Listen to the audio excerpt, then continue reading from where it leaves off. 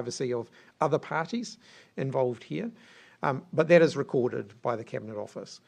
It is still incumbent on ministers, where decisions are being made where they have a conflict, to identify that they have a potential conflict, to declare that and to take appropriate steps to manage it. Ministers can do that in a range of ways. If it's a decision that they're making, so they're appointing somebody, for example, to a body, and the person is someone who they know well. Maybe it's a family member, maybe it's a long-time friend, maybe it's a political donor. The appropriate thing there to do is to remove themselves from that decision. In that case, we appoint another minister to act on their behalf. That's all documented and it's all officially recorded by the Cabinet Office. That is an appropriate way to manage the conflict. In the case of Stuart Nash and the most recent report that came out last week, it was identified that he had done that in the case of an appointment, but then he involved himself in the announcement, which somewhat kind of blurred the lines. So, what was that? Yeah, that's right. So he'd done part of it, which he'd substantively managed the conflict, but there were other bits around the margins that he hadn't done that would have made it a lot tidier. So, I agree with what the Cabinet Office has released there. There are other ways to manage a conflict, including completely removing yourself from a decision. So, other decisions that a government might take, RMA fast tracking, for example, which we've done quite a lot of. If a minister had an interest in a project, then they could just completely remove themselves from the decision making on that project if they felt they had a conflict. So there are a range of ways of managing a conflict, but the ministers themselves need to identify them and they need to take the steps to manage them. Would you consider a minister deleting text messages to donors a breach of the Public Records Act?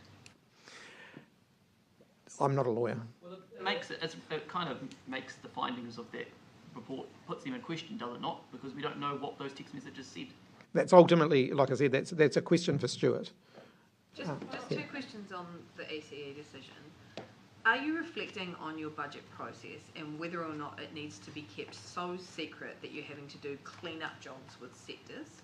As I've indicated, every year after the budget is released, there are a range of sectors who will engage with the government about implementation details for the policies that have been announced in the budget. This is not something new. There's probably a little bit more noise around it. It's election year. Sometimes you'll get a bit more noise from some sectors in an election year where they want to try and strive towards a particular outcome. ECE teachers are politicising education? Not the teachers. So who is? Well, there are some early childhood centres who are not particularly supportive of the government's direction in early childhood education. You said this happens every year. Yeah. What was the issue last year? I could go back and get it for you if you like. I typically would meet with the Early Childhood Education Advisory Committee after every budget. We would go through what's in the budget and we would agree the issues that we had to work through in terms of implementation details. I'm talking more broadly. You were talking about after every budget, people come back to different sector groups and have complaints about things. This is the one for this budget. What about last year? I'd have to go back and check my notes for what it was, but I certainly there have almost always been some. My pay parity actually was the issue last year. So we had quite a significant conversation with them around pay parity. We put significant extra money in to pay the early childhood education teachers more. They had some concerns around where we had drawn the line in terms of pay expectations, and we worked with them to resolve that issue. My other question was, if you've been having discussions with the early childhood sector for 5 years about how to reform them, how were you not aware that requiring them to do 20-hour only enrolments was going to be a problem? That is a very widely known problem among parents, among teachers, among centre owners. How did you not know? The goal here is to make sure that there is greater transparency and greater choice for parents, and to make sure that the money that we're putting in is actually flowing through into making parents financially better off. Centres have a range of views about how best to achieve that. We've taken some of their feedback on board. Sorry, this didn't answer my question at all. How did you not know that introducing 20-hour only enrolments was going to be a problem? We acknowledged from the beginning that it would be challenging for some services. What became apparent in the further conversations we've had with them, I guess they've provided more information to demonstrate just how challenging it would be for them. What information have they provided now that you hadn't seen in your 5 years as Education Minister? You need to talk to the minister who's making those decisions about that. Secondary teachers strike. What's your message to the union as it considers whether to go into arbitration? I would strongly encourage them to go into arbitration. It means that they will get a fair, objective and impartial view on their claims and on a fair way forward. Last question for Joe. Yeah.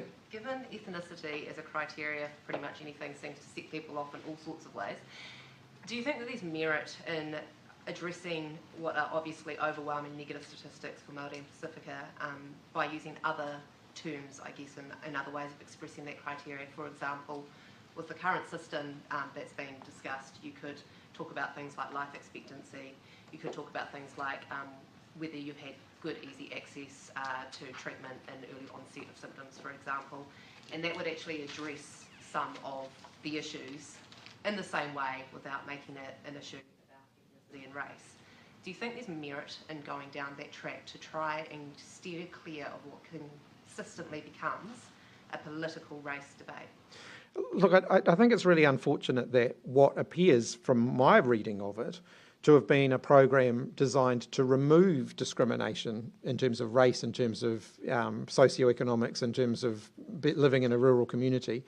It seems to me that the health system's been designing to remove the discrimination against people in those categories, and that now has become a bit of a political football. I've asked the Minister of Health to look at it because I do want to make sure that the discrimination that has previously been evident in the health system is being addressed, but we need to do that in a way that continues to hold the confidence of the public that they are not going to become discriminated against as a result.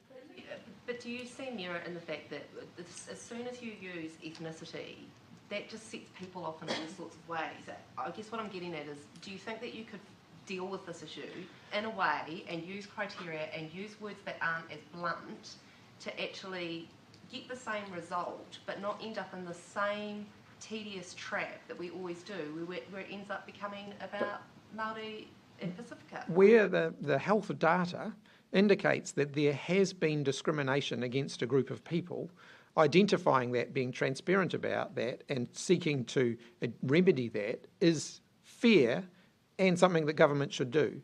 Māori people, Pacific people, rural people, low-income people have been waiting longer for health care compared to somebody else who has exactly the same needs, who doesn't fit into that category. But inevitably you will get pushback when it is an issue about ethnicity. So if you want to actually be progressive and make change and have transformation, which presumably is what the government is trying to do with the Māori Health Authority and sort out some of these inequities, is there not a way to go about it where you don't have these trigger words and trigger points that seem to set people off, and you can still achieve it by actually talking about issues like life expectancy, which it is pretty clear that for Māori and Pacifica that is a serious, serious issue compared to non-Māori Pacifica? I don't want to dress up a problem in a way that disguises the problem and therefore it doesn't get addressed. There has been there has been discrimination in the system against Māori people, Pacific people, rural people and low-income people. I don't think we should try and hide that by talking around in circles about it. I think being upfront that there is a problem and dealing to address the discrimination is something that the system should do. That you may not get change, and you would rather accept that than try and deal with the issue by using mechanisms, tools, words, language, whatever you want to call it, to achieve the same result. Well, no, because we are focused on making sure that the health system is not discriminatory. That's why we're having this conversation. Did you read the SDA cabinet paper that came to cabinet today? I did. Thank you. So what's different in there that wasn't used? I think we've covered this territory already. Thanks very much, everybody. So what was different in the cabinet paper than what you knew over the past 5 years? As I've indicated, there's been some further feedback from the sector. Thanks, everyone.